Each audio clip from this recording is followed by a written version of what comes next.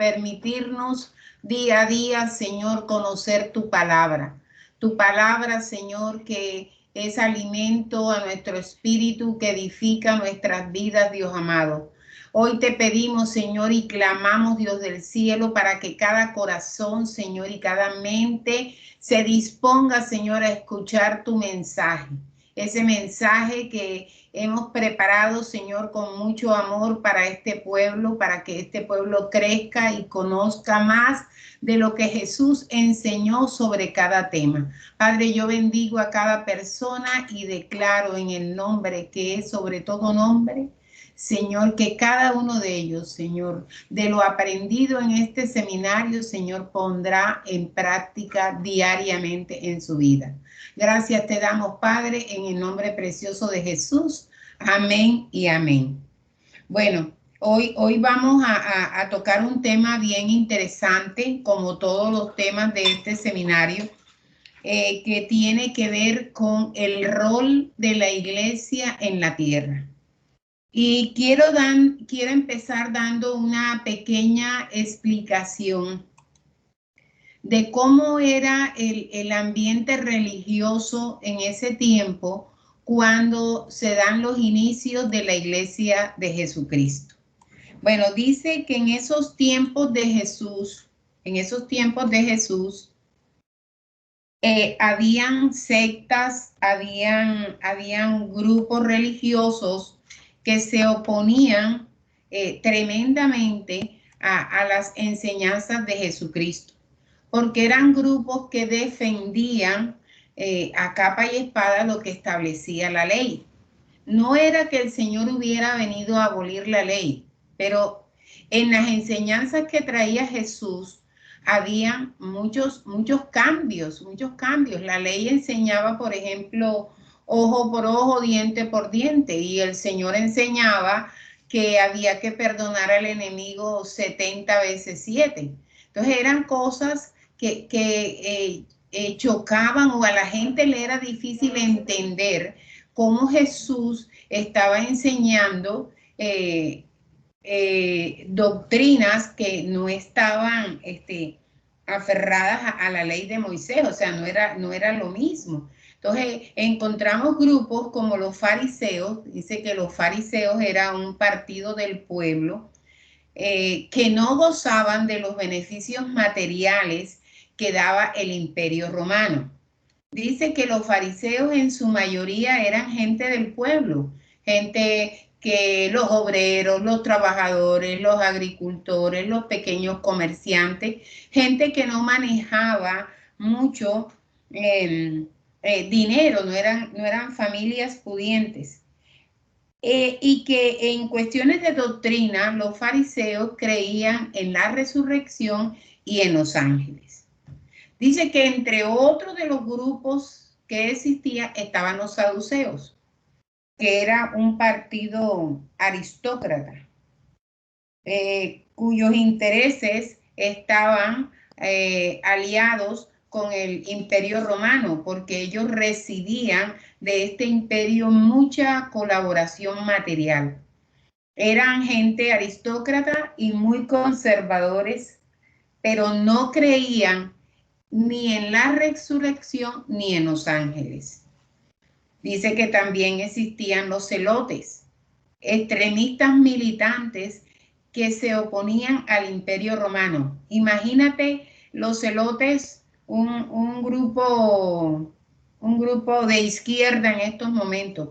Era gente que se unía para luchar contra el Imperio Romano, y ellos eran de los que esperaban, los celotes, ese Mesías, ese rey poderoso en guerras, en ejércitos, en carros, y anhelaban la venida de ese rey judío para lograr lo que ellos querían, era salir, independizarse del yugo romano, ¿verdad?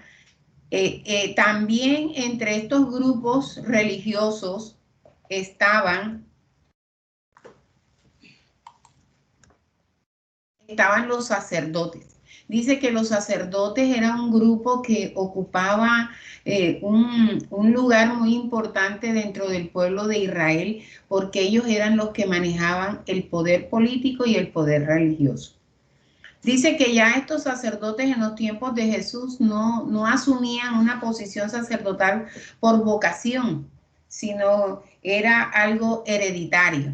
O sea, si el padre era sacerdote, su hijo varón mayor tenía derecho a ser sacerdote, y dice que a los 20 años el hijo mayor era presentado, era purificado y quedaba apto para ejercer su sacerdocio.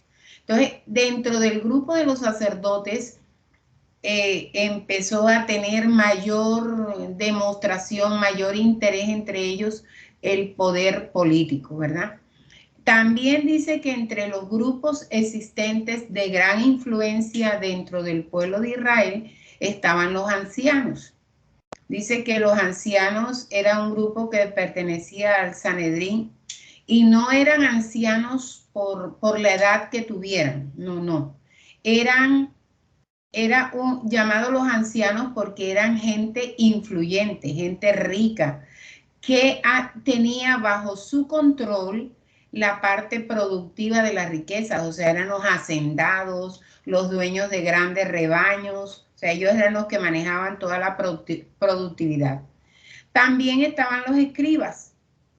Dice que los escribas eran gente especializada en la ley, eran estudiosos de la ley y se dedicaban a estudiar, a conocer, a explicar e interpretar la ley mosaica.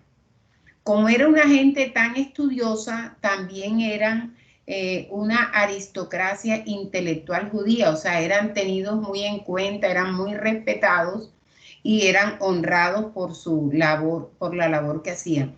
Más o menos, estos eran los grupos más destacados en los tiempos en que el Señor cumple con su ministerio terrenal. Entonces no se te olvide los fariseos, los saduceos, los celotes, los sacerdotes, los ancianos y los escribas.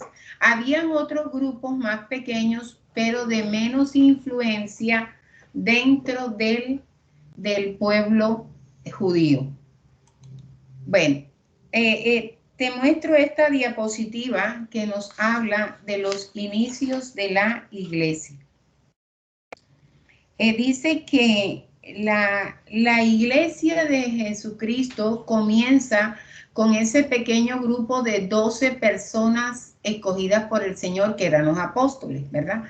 A ellos Dios les transmite, el Señor les transmite todas sus enseñanzas. Sí, ese era el grupo seleccionado por el Señor para que a su vez ellos tomaran entre sus propósitos el dar a conocer las enseñanzas de Jesús. Pero este fue un grupo de 12. Este era un grupo de 12 que estuvieron con el Señor 3 años aprendiendo de él, recibiendo las enseñanzas y todo. Cuando ya Jesús muere y le da la orden y luego le aparece a los apóstoles y les dice, les da una orden, no se vayan de Jerusalén hasta que haya venido sobre ustedes el Espíritu Santo de Dios. O sea, ellos tenían esa orden del Señor. Y ellos se quedan en Jerusalén, ¿verdad? Y dice que en estos momentos en que sucede el acontecimiento del que vamos a hablar ahora, ellos estaban en un lugar llamado el aposento alto, o sea, era una parte del templo. Dice que habían 120 personas de nacionalidad judía y que estaban orando unánimes en oración y ruego, y que todas estas 120 personas que estaban reunidas en este lugar recibían las enseñanzas basadas en las Escrituras. Y vamos a ir a el Hechos 2 y vamos a leer el siguiente texto. Dice, era día de Pentecostés. Todos los creyentes estaban reunidos en un mismo lugar. De repente se oyó un ruido desde el cielo parecido al estruendo de un viento fuerte e impetuoso, que llenó la casa donde estaban sentados. Luego algo parecido a unas llamas o lenguas de fuego aparecieron y se posaron sobre cada uno de ellos. Y todos los presentes fueron llenos del Espíritu Santo y comenzaron a hablar en otros idiomas, conforme el Espíritu Santo les daba esa capacidad. Mira, esto es un acontecimiento muy importante porque dio el inicio de lo que conocemos como la Iglesia de Jesús, ¿verdad? Dice que con este grupo de 120 personas que reciben ese poder del Espíritu Santo, se queda conformada la Iglesia de Jesucristo. Entonces, ¿en dónde se inició? En la ciudad de Jerusalén, en un tiempo de festejo. El festejo dice que estos 120 que estaban reunidos con los apóstoles y que reciben este impartimiento divino, quedaron establecidos como el inicio de la Iglesia del Señor.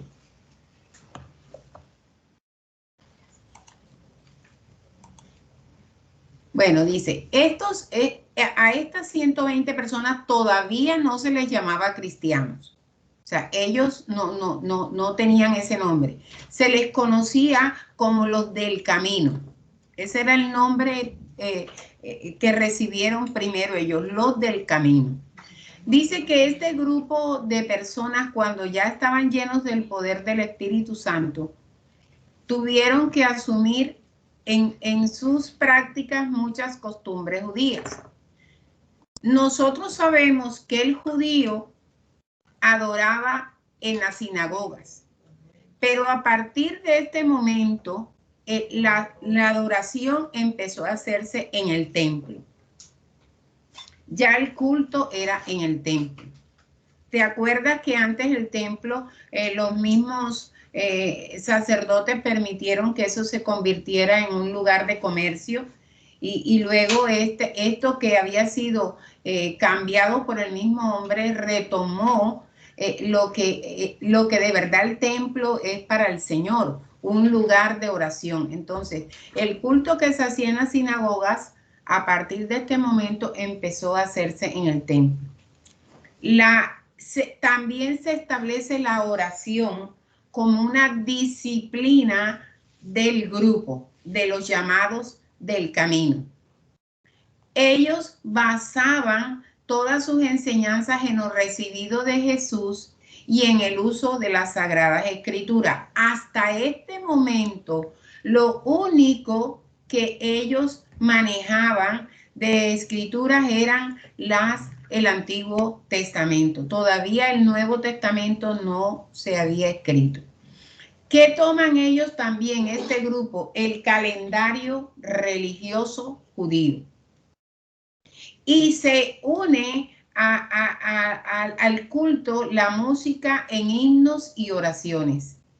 Se establece la disciplina del ayuno y se utilizan las tradiciones griegas de la cultura. Por ejemplo, había mucha escritura que estaba en griego, había sido del hebreo, había sido traducida al griego. Entonces existían muchos términos en las escrituras que eran griegas, ¿verdad? Y de pronto te voy a colocar un ejemplo. En Reina Valera, en la Reina Valera, la Biblia dice en Mateo, cuando se le presenta el ángel a María y luego a José, que José no conoció a María sino después de haber tenido a su primogénito. Entonces de pronto uno se pregunta, pero ¿cómo que no la conocía? Si era la novia, era la comprometida de él para casarse. Esa palabra conocía está escrita con el significado griego, y conocerse en griego es tener relaciones. O sea, esta palabra aquí de no conoció, sino hasta después que tuvo el primogénito, quiere decir que José no tuvo relaciones sexuales con María hasta después que ella tuvo a Jesús. Entonces, muchos términos griegos se utilizaron en las escrituras. Dice que tradiciones judías también fueron adoptadas por este grupo de creyentes, ¿verdad? Como la Septuaginta, que significa 70 libros para manejar. Ahí estaban escritas muchas cosas que luego, cuando se organizó el Antiguo Testamento, fueron eliminadas y quedaron solamente los libros que nosotros manejamos. Dice que más tarde, 35 o 60 años después de haber resucitado el Señor, fue que se canonizó el Nuevo Testamento. ¿Hay alguna pregunta hasta aquí, por favor?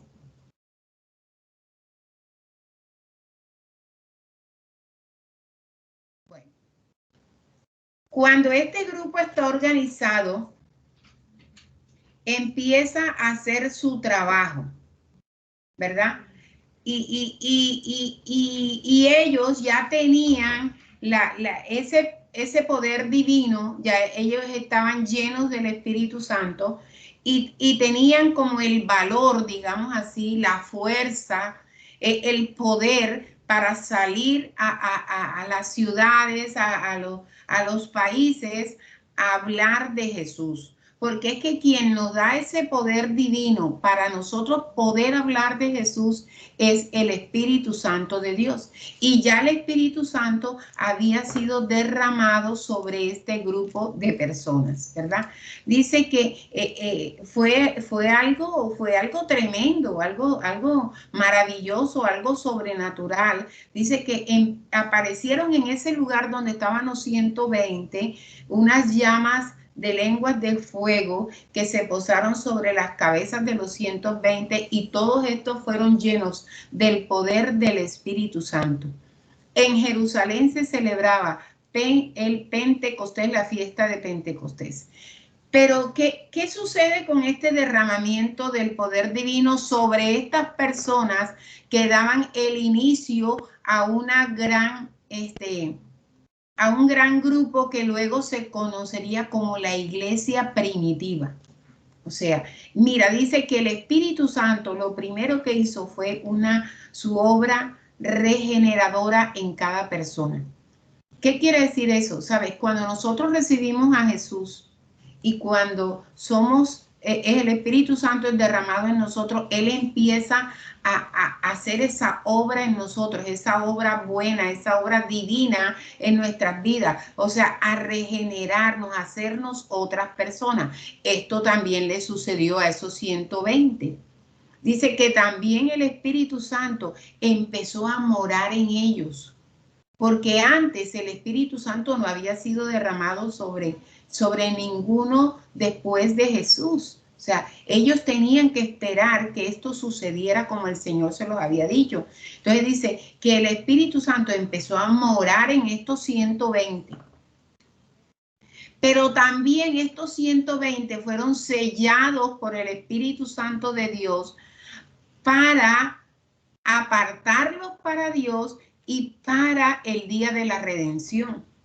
Y no solamente esos tres aspectos, sino mira, fueron bautizados con el Espíritu Santo para ser llenos de poder y poder realizar la obra evangelística aquí en la tierra. Si nosotros no tenemos el poder del Espíritu Santo, no vamos a poder realizar la obra evangelística, porque Él es el que nos da ese poder para hablar de Jesús. Entonces, mira qué lindo lo que sucede con estos 120, que son los que dan inicio a la iglesia de Cristo. ¿Listo? Empieza la obra regeneradora en ellos. Mora el Espíritu Santo en cada uno. Son sellados para Dios, apartados para Dios y para el día de la redención. Pero también son llenos por el bautismo del Espíritu para ser llenos de poder y realizar la obra evangelística en la tierra. Bueno, ahora sí vamos a comenzar ya con lo que es la iglesia. Ya están los 120 reunidos, se reúnen regularmente, hacen su culto al Señor, enseñan la doctrina de Jesús, o sea, ellos la transmiten, ¿verdad? Y empieza a crecer la iglesia de Jesucristo. Dice que esta primera congregación empezó a funcionar en la ciudad de Jerusalén. Dice que la iglesia de Cristo es el cuerpo de Cristo. La cabeza es el Señor. Y somos personas unificadas en una misma doctrina.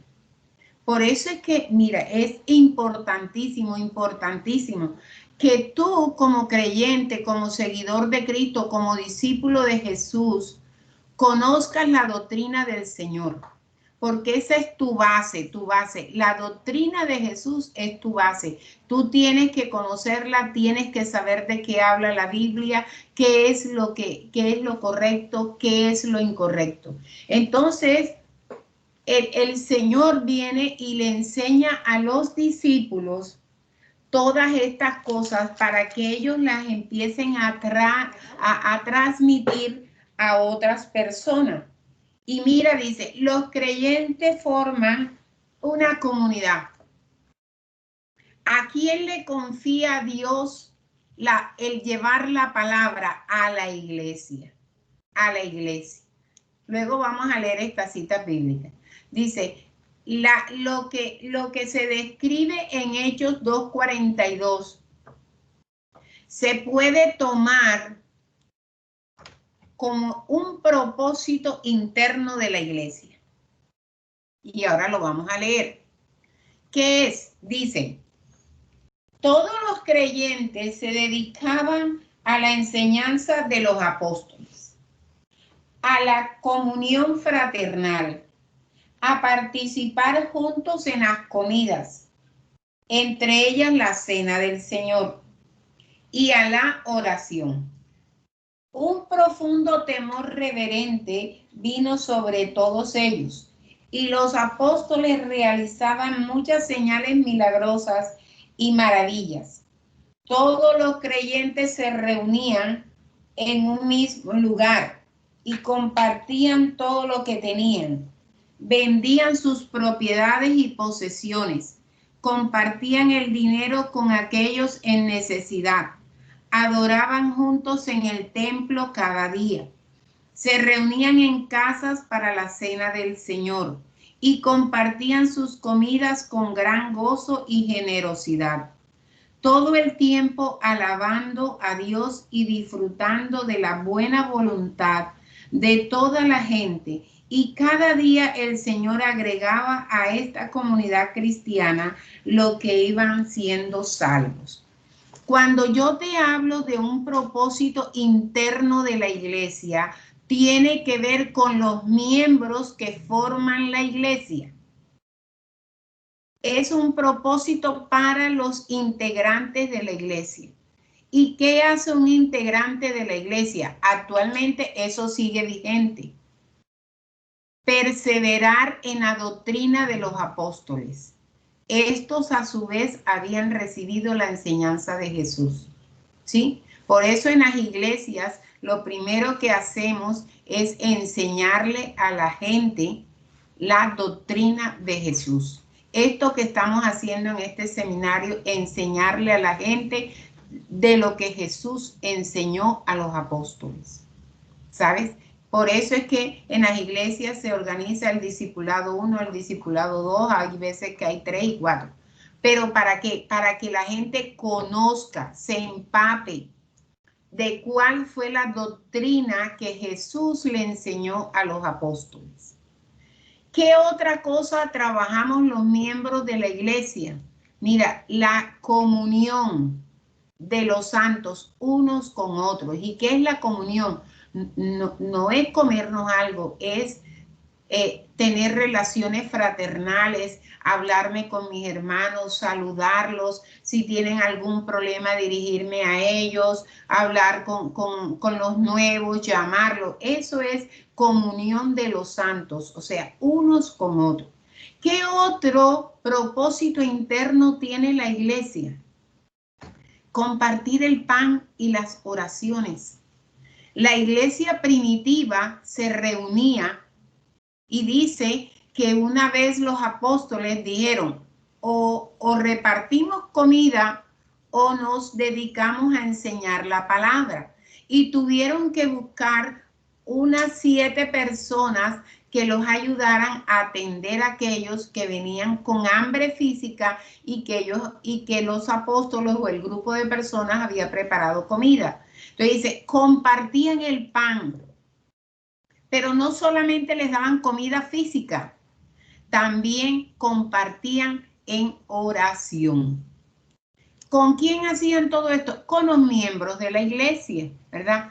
Dice, también en este compartimiento del pan estaba la cena del Señor, las cuales ellos hacían en las casas donde se reunían a orar y a enseñar. ¿Qué era el propósito interno principal?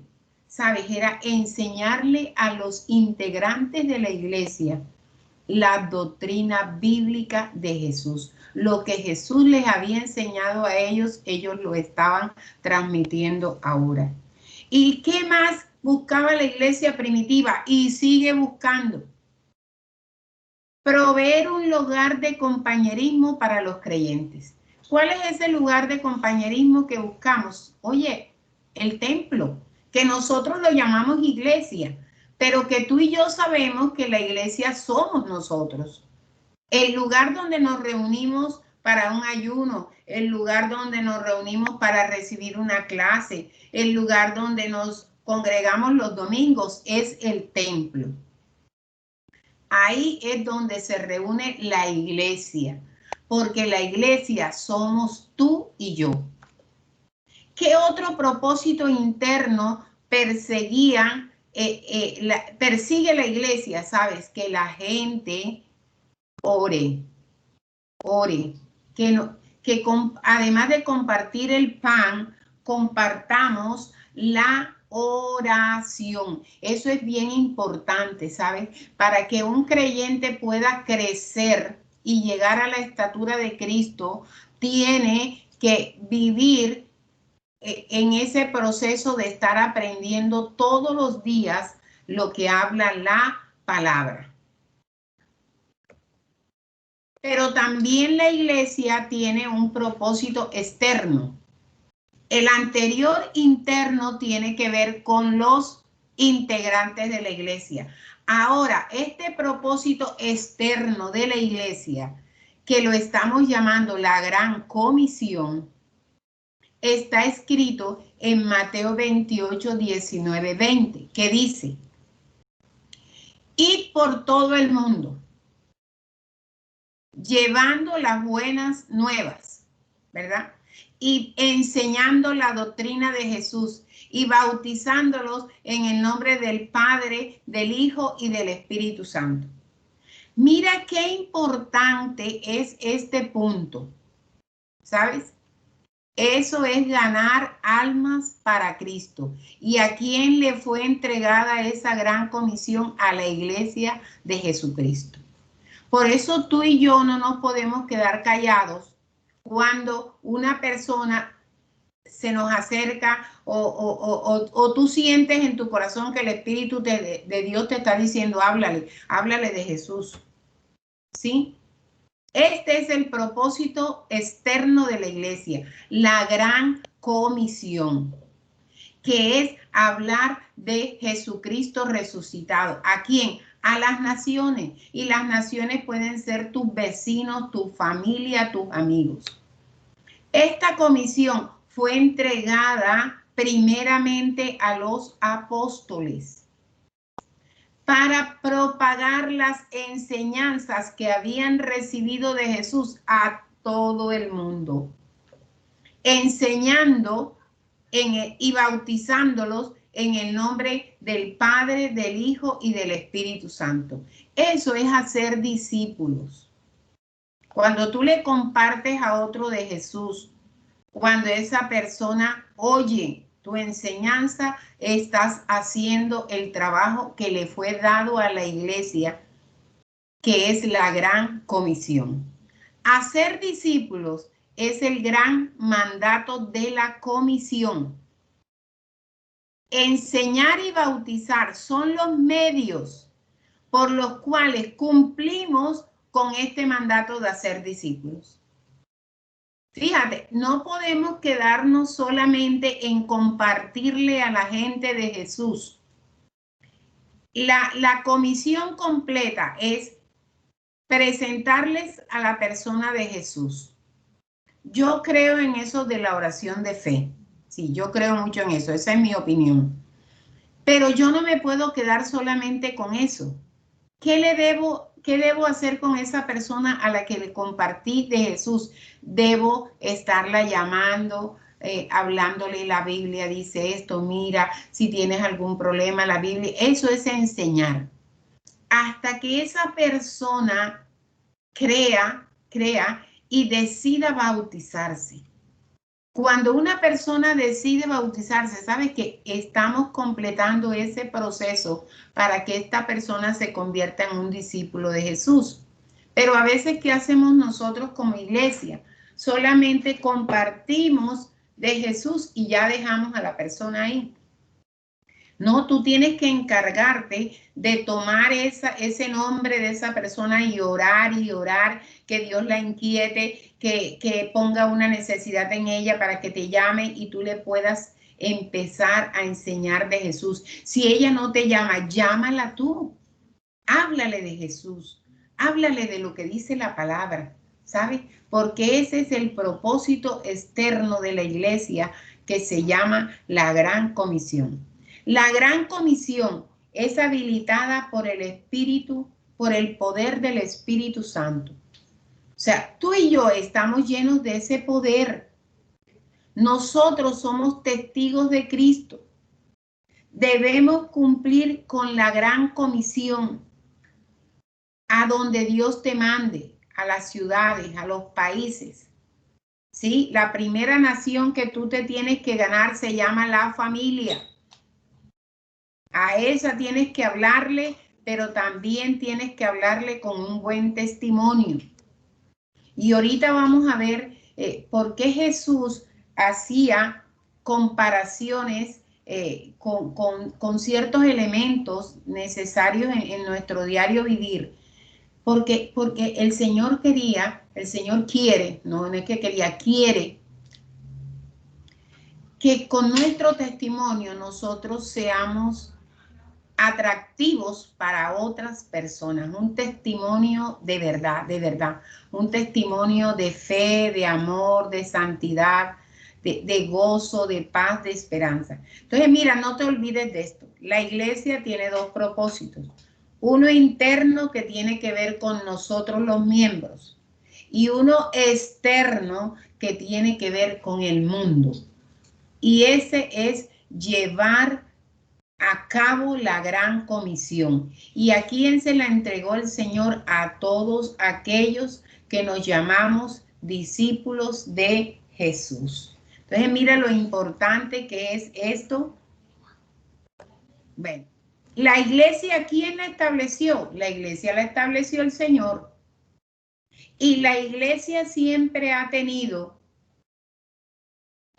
tiene y tendrá. Mira, eso me llamó la atención.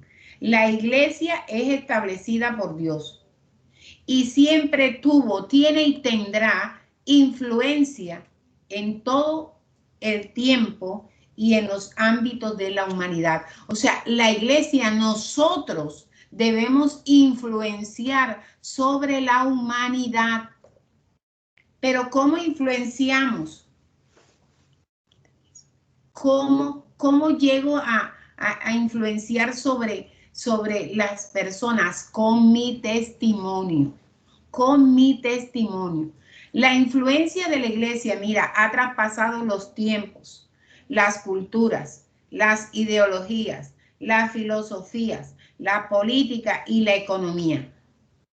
¿Por qué? ¿Por qué ha influenciado la iglesia en todos estos tiempos y en todas las culturas y en todas las filosofías y las economías? ¿Por qué? Porque la iglesia es una institución en donde lo que se siembra es la semilla del evangelio que va a impactar el mundo.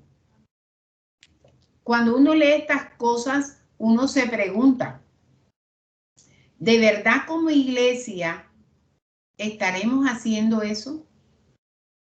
¿Ah? ¿Hemos influenciado sobre el mundo como iglesia? ¿Ah? O nos hemos quedado esperando que otro haga el trabajo, que no lo va a hacer nunca, porque el trabajo de ganarnos al mundo para Cristo nos lo dio el Señor a nosotros, sus hijos. Él no le encomendó ese trabajo a más nadie, a nosotros, sus hijos. ¿Sí? Impactar al mundo. No importa dónde estés, no importa la economía que exista, no importa lo que esté pensando la gente, no importa la cultura que tengas.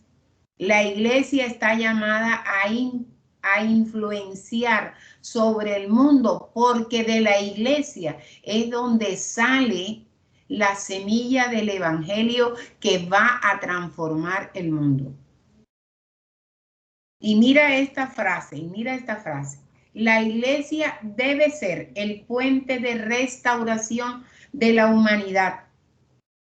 La iglesia es la que le debe mostrar al mundo cómo encontrar el camino correcto para llegar al Padre Celestial por medio de Jesucristo.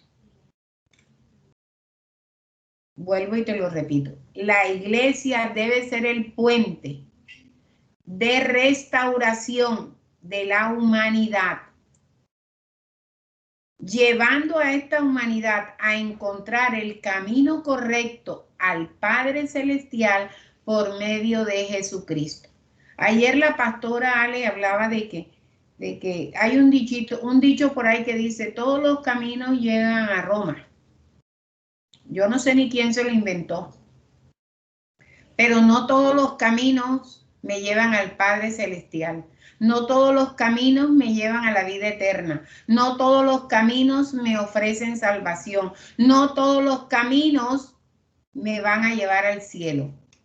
¿Sabe? Existe un solo camino y ese se llama Jesucristo. Y nosotros estamos en la obligación de enseñarle a la gente que el único puente entre el Padre Celestial y la humanidad se llama Jesucristo.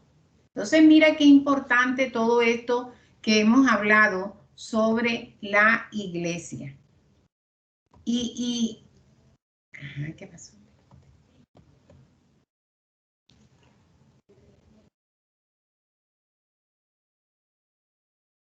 ¿Qué pasó? ¿Nos quedaríamos sin...? Ah, no, ya. Bueno, ¿qué pasaste? Que tengo mi ayudante, discúlpenme.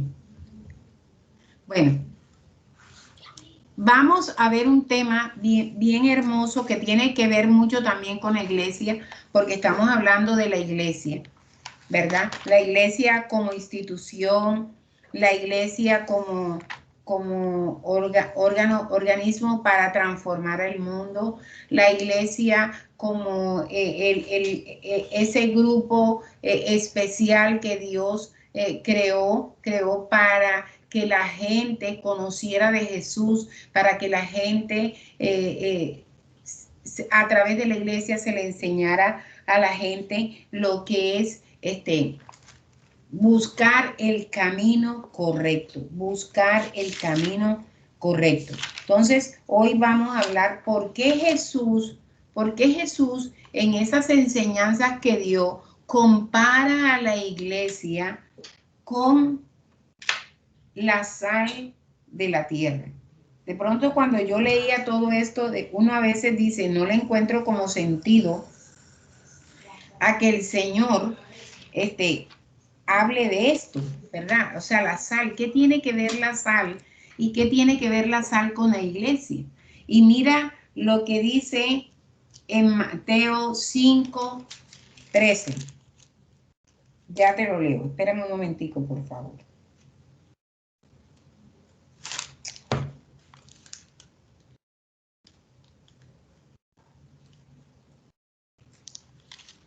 Pásame la señal.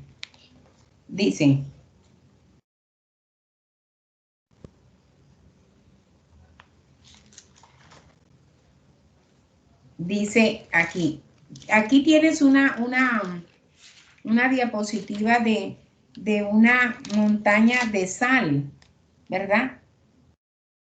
Y el Señor dice, ustedes son la sal de la tierra. Y cuando yo empezaba a leer esto, ustedes son la sal de la tierra, dice en Mateo 5:13. Pero, ¿para qué sirve la sal si ha perdido su sabor? ¿Pueden lograr que vuelva a ser salada? La descartarán y la pisotearán como algo que no tiene ningún valor. Mira este escrito, mira esto. Dice, ustedes, o sea, nosotros, tú y yo, somos como la sal de la tierra. Pero si esa sal llegara a perder su cualidad de salar los alimentos, perdería todo su valor. ¿Y qué haríamos con esa sal que ya no nos sirve para darle sabor a la comida? ¿Sabes qué haríamos? La pisotearíamos como algo que no tiene valor. Entonces, cuando tú comparas eso con lo que el Señor está haciendo, está comparando la iglesia con la sal de la tierra. ¿Sí?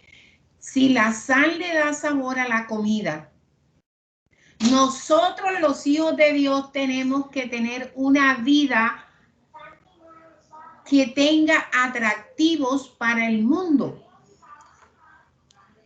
Y por eso te coloco este mensaje. Dice, pon un poco de Cristo en tu vida y todo sabrá diferente.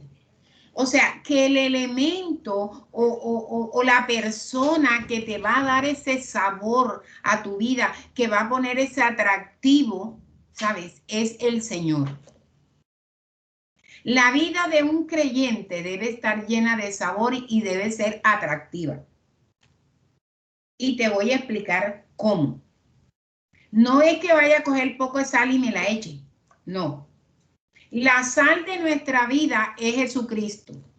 Y cuando tú tienes a Jesucristo en tu corazón, tu vida debe ser una vida que le provoque a otro tenerla, vivirla. Por eso es que yo hago mucho énfasis en eso. ¿Cómo hablas, cómo te expresas siendo tú un hijo de Dios? ¿Todavía vives en crisis como vive el resto de la gente? ¿Mm? Mira, la vida de todo creyente debe estar llena de sabor. ¿Y sabes quién le da ese sabor a la vida nuestra? Se lo da a Jesucristo. Él es el que pone el atractivo.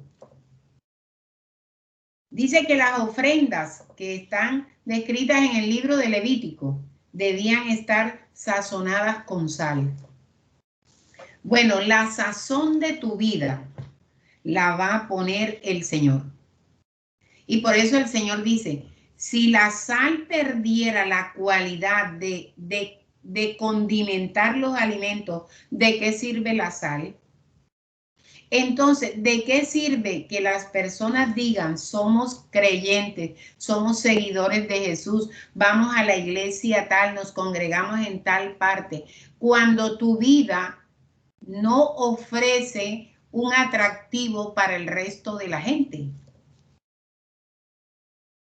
Sí, viste lo importante que es. Por eso el Señor hace esta metáfora, o sea, comparar para que nosotros pudiéramos entender que mi vida no es una vida simple, que mi vida no tiene sentido, que no sé ni para dónde voy, ay, ¿para qué nací? No, cuando Cristo está en tu corazón, Y por eso es que el Señor nos compara con la sal de la tierra. Tu vida debe ser atractiva, ¿sí?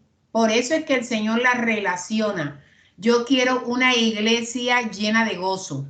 Yo quiero una iglesia llena de paz. Yo quiero una iglesia llena de esperanza. Yo quiero una iglesia llena de fe. Yo quiero una iglesia que sabe que cuando vengan las crisis pueda decir, confío y dependo de mi Dios.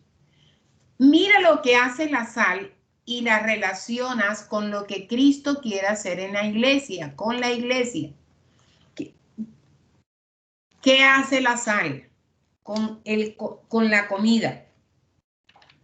La sal previene la corrupción. En la comida, la sal previene que la comida se dañe. ¿Verdad? Tú coges una carne y la salas y esa carne no se te va a dañar. Bueno, Cristo en nosotros, ¿sabe qué? Produce unos cambios, produce una regeneración a través del Espíritu Santo. Y la iglesia está llamada a influenciar al mundo con santidad, con amor, con mansedumbre, predicando la palabra de Dios para que el mundo no se corrompa. Por eso es que tu testimonio tiene que ser impecable. Porque es que la sal que tú necesitas para no dañarte la tienes y es Jesucristo. La misma comparación que hace el Señor con la sal y la comida. Nosotros tenemos a Cristo, ¿sabes? Tenemos al Espíritu Santo de Dios. Y nosotros tenemos que vivir en santidad, en amor, en mansedumbre, predicando la palabra, ¿sabes para qué? Para poder influenciar al mundo y que el mundo no se corrompa. La sal produce sed. Ay, pero ¿cómo hago aquí? Bueno, sí, Señor. La sal, cuando tú comes sal, eso te va a producir sed. Pero en la parte espiritual, como la sal que hay en tu vida es Cristo, ¿sabes? Eso debe producir sed en los demás para buscar del Señor. La sal produce sed. Cuando la gente come sal, tiene que tomarse un vaso de agua porque eso le produce sed. Entonces, como la sal espiritual que nosotros necesitamos es a Jesús y ya Jesús vive en mi corazón, yo le he dicho, Señor, tú eres mi Señor, eres el dueño de mi vida. Sabes que esa sal que yo tengo, esa clase de vida que llevo, que es atractiva para los demás, debe producir en el resto de la gente sed por buscar de Jesús. ¿Qué más debe producir la iglesia teniendo ya la sal que es Jesús? Debe ser una vida sazonada, una vida sabrosa. ¿Sabes para qué? Para que ellos conozcan a través de Cristo el verdadero sabor de la vida. Si tú le preguntas a cierta gente que no tiene a Jesús en su corazón, ¿cómo amaneciste? No, mal. No aquí empavada, aburrida, sin qué hacer, porque, ay, yo no sé a veces ni para qué nací. No, nosotros los hijos de Dios, los que pertenecemos a la iglesia de Cristo, no podemos decir eso. Porque la sal espiritual que tú y yo necesitamos ya está en nosotros, que es Cristo. Y eso debe producir a mi vida un verdadero sabor. Mi vida debe ser atractiva para el resto de la gente, para que la gente diga, ¿sabes? Quiero conocer al Dios que ella conoce. ¿Sí viste lo importante que es que tú demuestres que Jesús está en ti? La sal espiritual de nosotros es tener a Jesús en nuestro corazón. Ahora quiero pedirle ayuda a las personas que están escuchándome para que me ayuden con estas citas bíblicas que están aquí en la diapositiva. ¿Sí? Cuando yo la pida, por favor, el que la tenga la lee. Dice, el valor espiritual de la sal. ¿Cuál es la sal en nosotros? Cristo en mí. Eso me debe dar un valor espiritual. ¿Por qué? Porque cuando yo tengo a Cristo, debo crecer todos los días. Debo purificarme todos los días. Porque el Señor ya vive en mi corazón. ¿Y quién más está trabajando conmigo? El Espíritu Santo de Dios. Entonces, así como la sal tiene un valor en los alimentos, la presencia de Cristo en tu vida tiene un gran valor espiritual. Y mira lo que dice, se reconoce el poder purificador de la sal. Ahora yo te lo voy a decir con Cristo. Se reconoce el poder de Cristo en nuestras vidas. Eso tiene que verse, mis hermanos, eso tiene que verse. El cristiano está llamado a vivir una vida diferente. ¿Quién me puede leer Segunda de Reyes 2, 19, 21?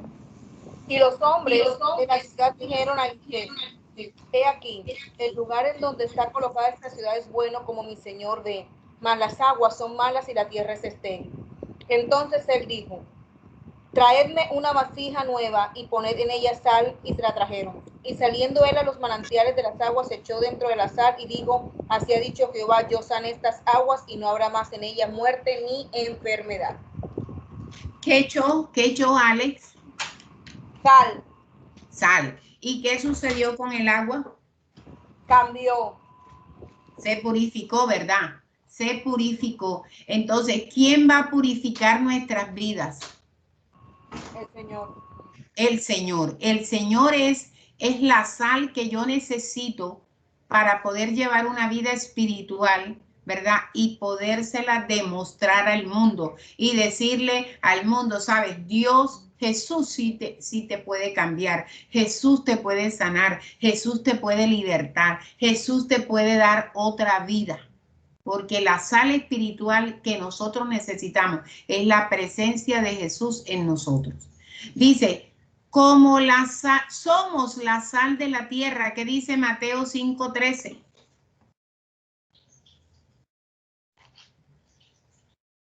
¿Quién la lee?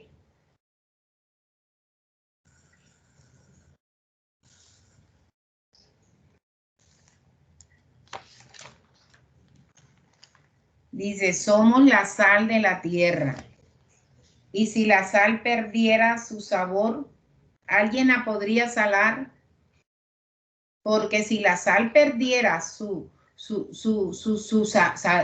sabor, la tendríamos que pisotear como si fuera nada.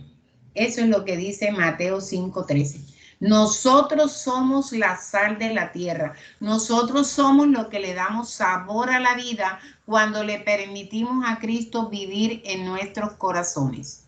Dice, somos inspiradores del mundo. ¿Qué dice Marcos 9:50? Buena es la sal, mas si la sal se hace insípida, ¿con qué la sazonaréis? Tened sal en vosotros mismos y tened paz los unos con los otros.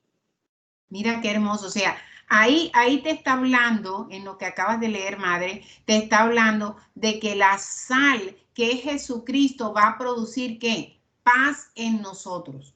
Mientras el mundo vive en crisis, nosotros vivimos en Cristo. Y eso debe inspirar ¿a quién? Al mundo.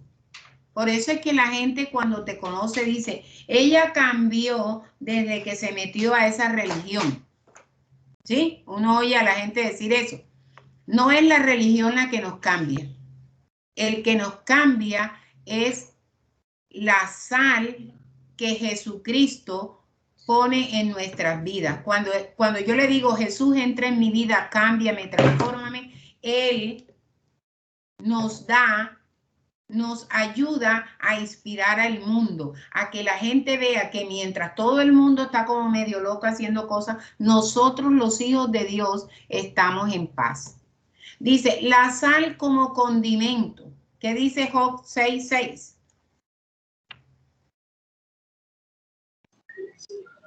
Se comerá lo desabrido sin sal, habrá gusto en la clara del huevo.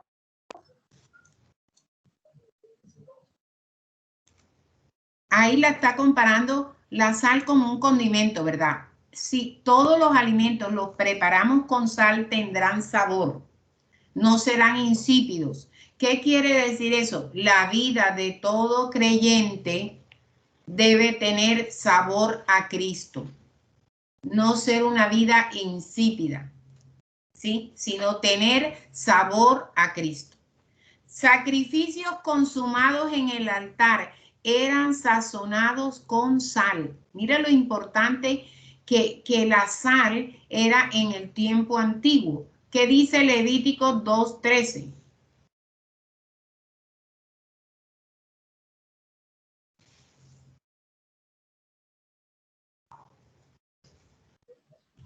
Y sazonarás con sal toda ofrenda que presentes, y no harás que falte jamás de tu ofrenda la sal del pacto de tu Dios.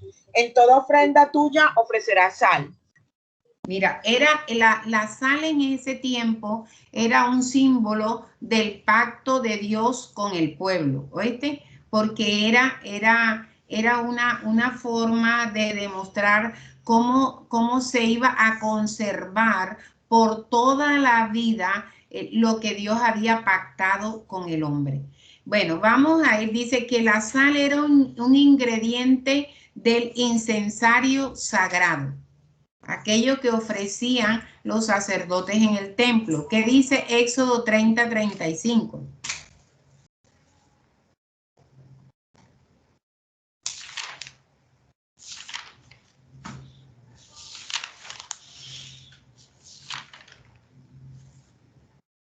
A ver, alguien que me lea ahí sin temor.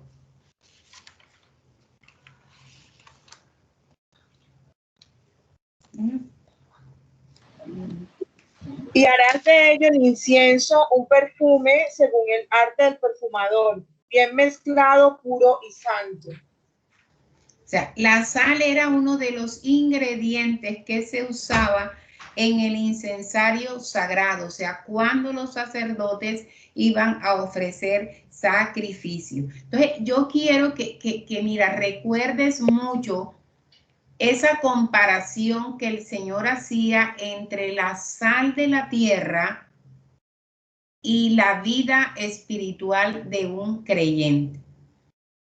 La vida espiritual de un creyente debe notarse enseguida, con un saludo, con tu forma de actuar, con tu forma de vivir, ¿verdad? Porque la sal espiritual de nosotros es la presencia de Cristo en nuestras vidas. Entonces, bien importante que es eso, que lo tengas muy en cuenta para que no dejes de dejar, o sea, no permitas que el trabajo del Señor se estanque en tu vida, sino que cada día tú crezcas, permitiéndole al Señor que coloque lo necesario en tu corazón, en tu mente y en todo tu ser para poder mostrarle al mundo que ser de Cristo es darte otra clase de vida, es vivir la vida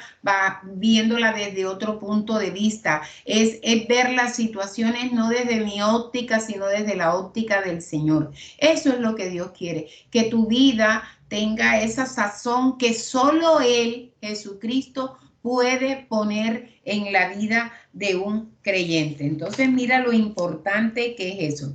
También el Señor nos comparaba con la luz de la tierra. O sea, el Señor hacía esas dos comparaciones. Decía, ustedes son la sal de la tierra, porque le van a dar ese sazón a la vida. y se la van a dar a través de mí cuando me dejen trabajar en sus corazones. Pero el Señor también hablaba de que la iglesia es la luz de la tierra. Y él iba a un mensaje bien precioso que dice, tú no vas a comprar, te lo voy a parafrasear y después te lo digo, tú no vas a comprar una lámpara, la vas a poner debajo de una mesa que tiene un mantel grueso para que no ilumine a nadie. No, tú compras una lámpara, la pones sobre la mesa para que ilumine a todo el mundo. Y dice en Juan 8:12, Jesús habló una vez más al pueblo y le dijo, yo soy la luz del mundo. Si ustedes me siguen, no tendrán que andar en la oscuridad, porque tendrán la luz que lleva a la vida. O sea, el Señor aquí era clarísimo, decía, yo soy la luz del mundo, decía él. Y el que me sigue tendrá luz también, porque yo se la voy a irradiar a él. ¿Y qué es luz? Luz es una vida transparente, es una vida honesta, es cuando tú no tienes que esconder nada, porque toda tu vida está iluminada por la luz de Cristo. Entonces el Señor decía, ustedes son la luz del mundo. Y la luz se define como la vida. En él estaba la vida y la vida era la luz de los hombres. O sea, si yo tengo a Cristo en mi corazón, ¿sabes? Soy como esa lámpara que debo iluminar, porque no es la lucecita de la velita, es la luz de Cristo que ahora se refleja en mí.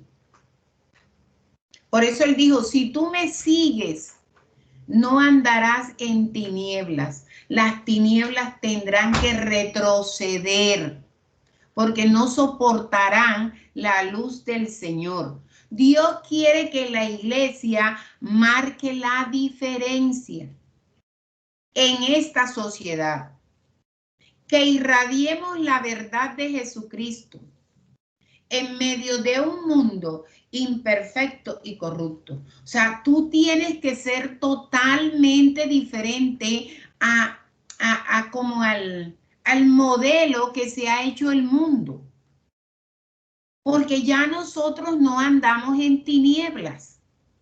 Porque ya hemos tomado la decisión de seguir a Jesús y ahora somos la luz que puede ser motivación a otros para seguir a Cristo. Por eso dice aquí, la iglesia tiene que marcar la diferencia. ¿En dónde? En esta sociedad, ¿verdad? Porque nosotros vamos a irradiar la verdad de Cristo. O sea, ya nosotros no podemos estar pensando o creyendo lo que creímos hace 20 años. Porque de todo eso que nos enseñaron hay muchas mentiras. Ahora la verdad de Cristo ha sido revelada en nuestras vidas y nosotros tenemos que irradiarla al mundo. ¿Sabes para qué? Para que el mundo busque de Jesús y deje de vivir en oscuridad. Mira qué importante todo esto que el Señor, y aquí te traigo esta figura. Es una lámpara que lo ilumina todo. Así es Jesús en nuestras vidas, porque Él es la luz. Y Él dice, si tú me sigues, y cuando el Señor dice, tú me sigues, es que tú tienes que ser obediente. Es que tú tienes que vivir pegado a la verdad de Cristo, para irradiar la verdad de Cristo. Porque dice la Biblia, la verdad de Cristo es la que te hace libre. Y tú no vas a comprar una luz para vivir en oscuridad. Bueno, dice en Romanos 13, 12, 14, que nosotros debemos despojarnos de las obras de las tinieblas y debemos revestirnos con las armas de la luz. Y vamos a leer varias citas bíblicas que tienen referencia a este tema. Y dice aquí, antes vivíamos en en todo lo que era tinieblas, en oscuridad, y hacíamos cosas malas y decíamos malas palabras y pensábamos mal de la gente, juzgábamos mal a la gente, o sea, todo era producto de las tinieblas. Pero el día que tú recibes a Jesús, el Señor te entrega nuevas armas para que puedas vivir en la luz. Y quiero que alguien me lea Primera de Juan 1:7. Ayúdame aquí con la luz.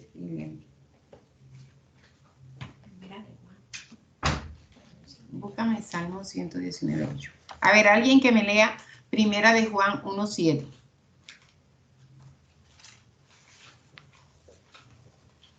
Salmo 119:8. 119:8.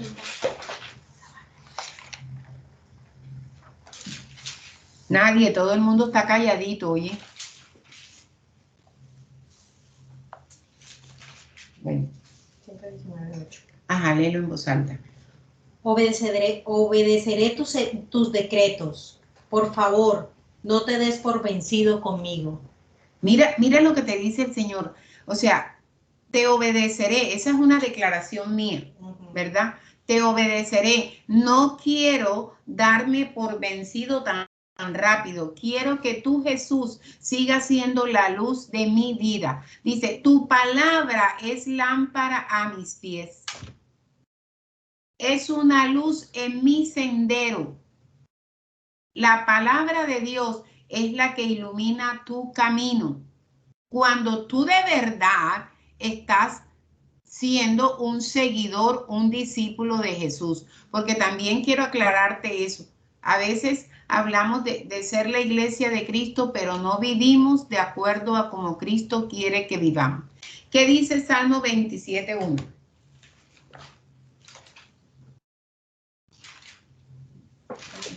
Jehová es mi luz y mi salvación. ¿De quién temeré? Jehová es la fortaleza de mi vida. ¿De quién he de atemorizarme? Mira qué hermoso. ¿Tú me lo podrías explicar?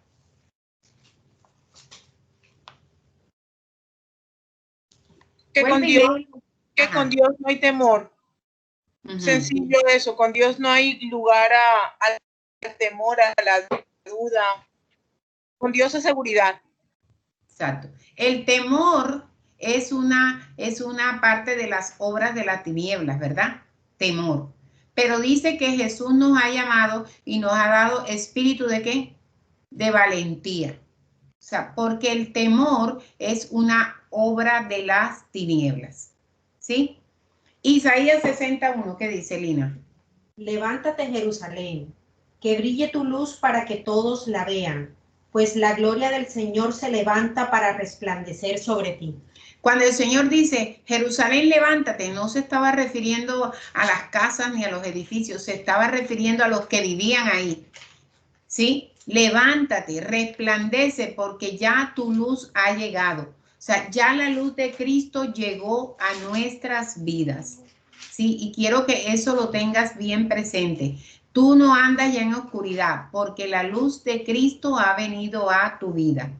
¿Y qué dice Hechos Juan 8:12? Que ya lo leímos, pero bueno, lo leeremos otra vez. Jesús habló una vez más al pueblo y dijo, yo soy la luz del mundo. Si ustedes me siguen, no tendrán que andar en la oscuridad porque tendrán la luz que lleva a la vida.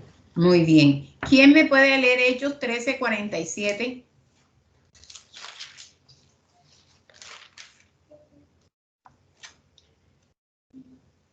¿Lo tienes? Sí. Bueno, léelo.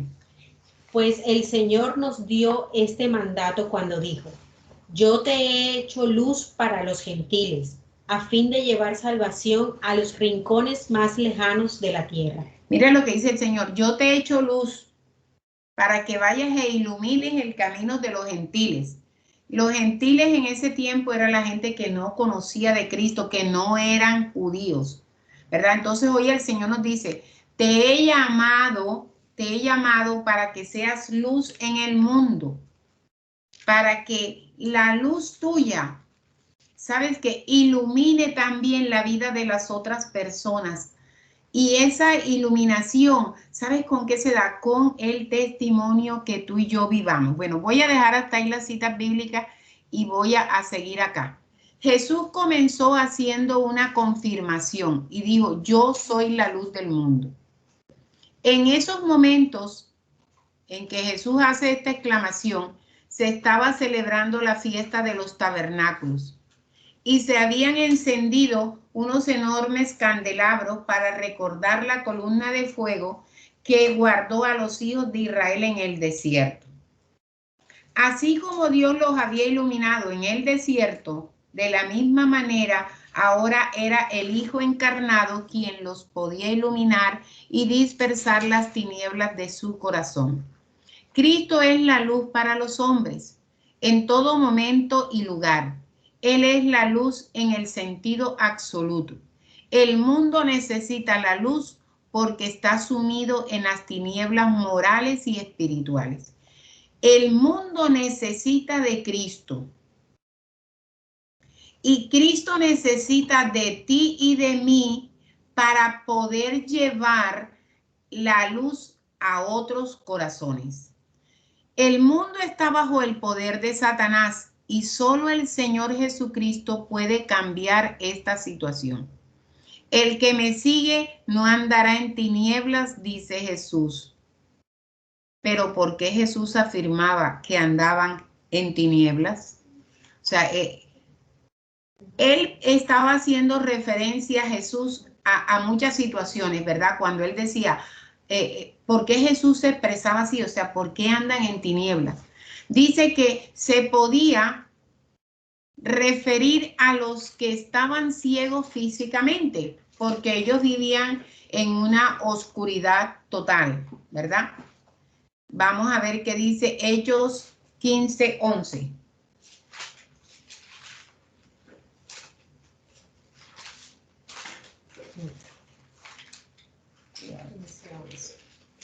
Hechos 15:11. Nosotros creemos que todos somos salvos de la misma manera, por la gracia no merecida que proviene del Señor Jesús. Bueno, mira, dice, se podía referir a aquellas personas que estaban ciegas físicamente. También el Señor, cuando se preguntaba por qué viven en tinieblas, era porque al momento de llegar la noche y con la noche llega la oscuridad. En el sentido de una ceguera espiritual, Efesios 5:8, o sea, ¿cuándo hay ceguera espiritual? Cuando la gente no puede entender el evangelio, cuando tú le predicas a alguien y la gente no entiende nada, cuando la gente quiere leer la Biblia y no la entiende, cuando a la gente se le está explicando todo lo que Jesús nos da, la gracia del Señor, la salvación, y la gente dice no entiendo. Aún estando en el evangelio, hay gente que sigue en su vida de oscuridad. Entonces uno habla de una ceguera espiritual. Y mira lo que dice Efesios 5:8. Pues antes ustedes estaban llenos de oscuridad, pero ahora tienen la luz que proviene del Señor. Por lo tanto, vivan como gente de luz. O sea, antes nosotros vivimos la ceguera espiritual. Pero el día que recibimos a Cristo, empezamos a tener la luz del Señor. Ahora el Señor nos dice, ya tú no tienes esa ceguera que tenías antes.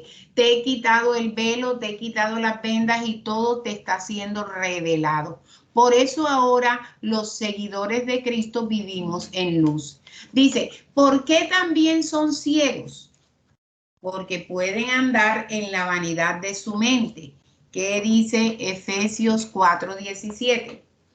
Con la autoridad del Señor digo lo siguiente: ya no vivan como los que no conocen a Dios, porque ellos están irremediablemente confundidos. Claro, ya no podemos vivir como con una mente extraviada, pensando y dándole rienda suelta a la mente, ¿verdad? Andando en vanidad. No es solamente estrenarme 3 y 4 vestidos a la semana, eso no es la vanidad de la mente.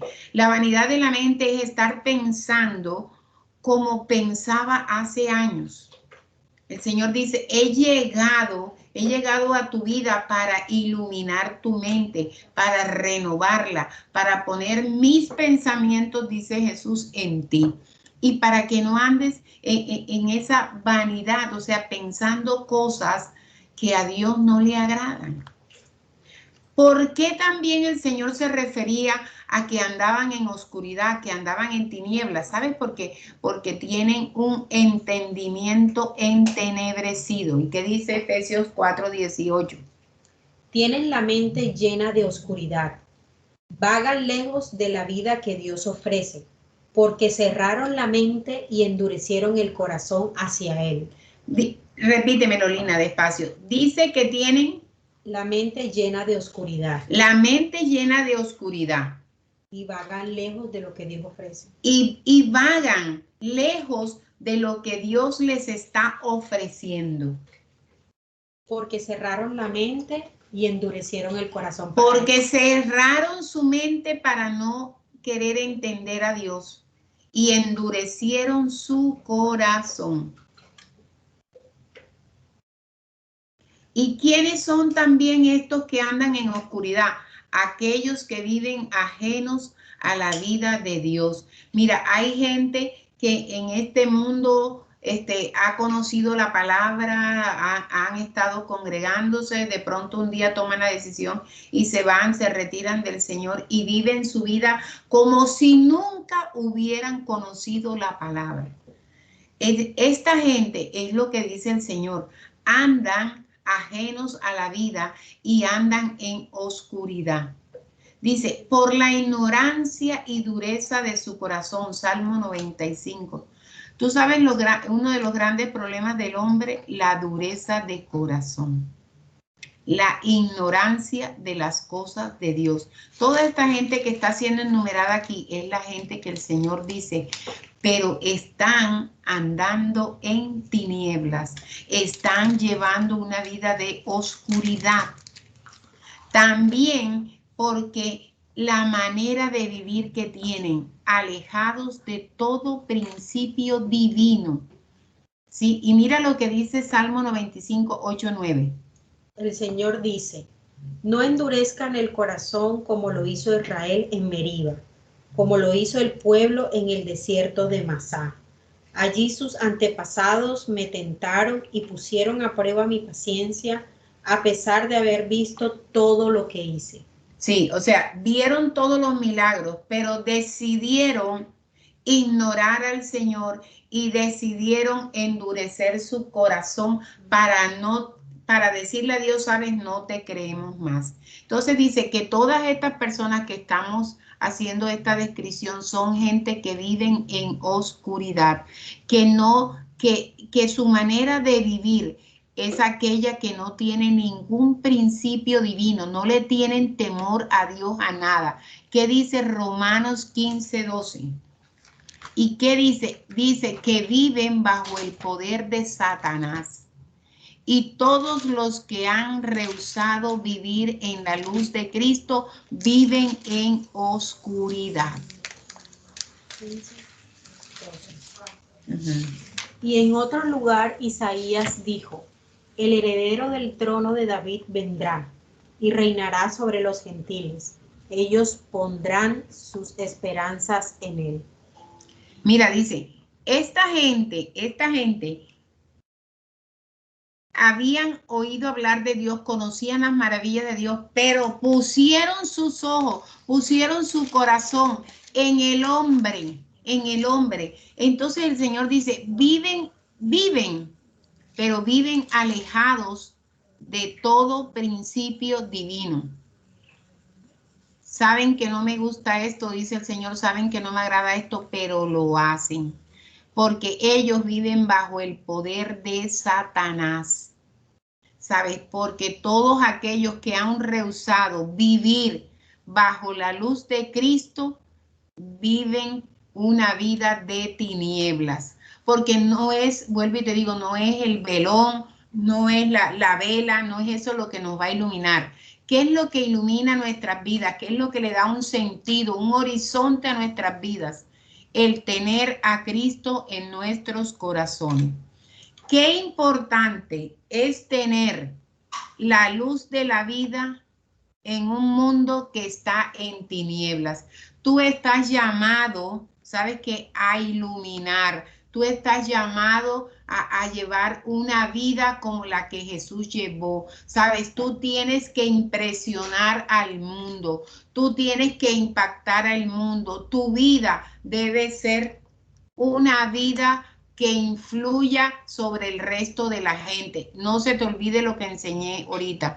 La iglesia es el puente restaurador para que el mundo conozca que la única manera de llegar al Padre es a través de Cristo. ¿Sabes? Deja que la luz de Cristo ilumine tu vida. Deja que la luz del Señor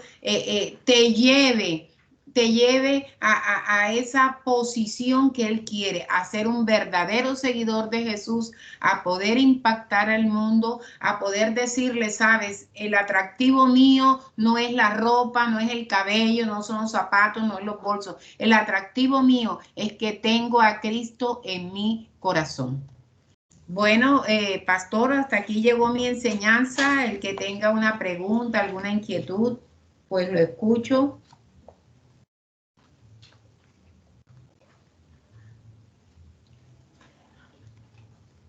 Si a alguien le quedó una duda.